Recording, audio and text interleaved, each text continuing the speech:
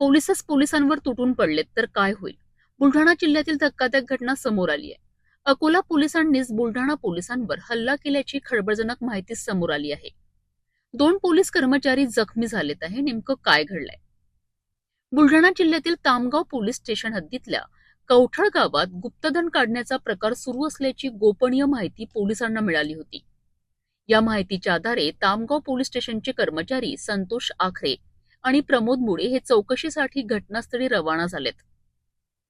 कवठळ गावात त्यांना राजेश गव्हाळे आणि मनोज गव्हाळे हे दोघे संशयास्पदरित्या फिरताना आढळलेत. पोलिसांनी त्यांना थांबवून विचारणा केली असता अचानक वाद निर्माण झाला आणि या वादाचे रूपांतर थेट हल्ल्यात झाले. राजेश गव्हाळे आणि मनोज गव्हाळे यांनी संतोष आखरे आणि प्रमोद मुळे यांच्यावर हल्ला चढवला. या हल्ल्यात दोन्ही पोलीस कर्मचारी जखमी झाले असून त्यांना तातडीने शेगाव येथील शासकीय रुग्णालयात दाखल करण्यात आले.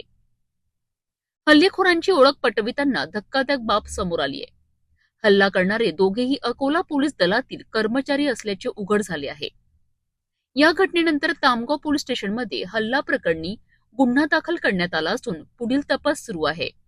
ही घटना समोर आल्यानंतर पोलीस विभागातच खळबळ उडाली आहे. कायद्याचे रक्षकच जर एकमेकांवर हात उचलत असतील तर सामान्य नागरिकांचा विश्वास कुठे राहणार? या घटनेवर वरिष्ठ अधिकारी काय कारवाई करतात हे पाहणं महत्त्वाचं ठरणार आहे. रात्री 11:30 वाजता आम्हाला एक कॉल आला की कवठळ शिवारात गुप्तधन काढण्यासाठी काही लोक जमा झाले आहेत.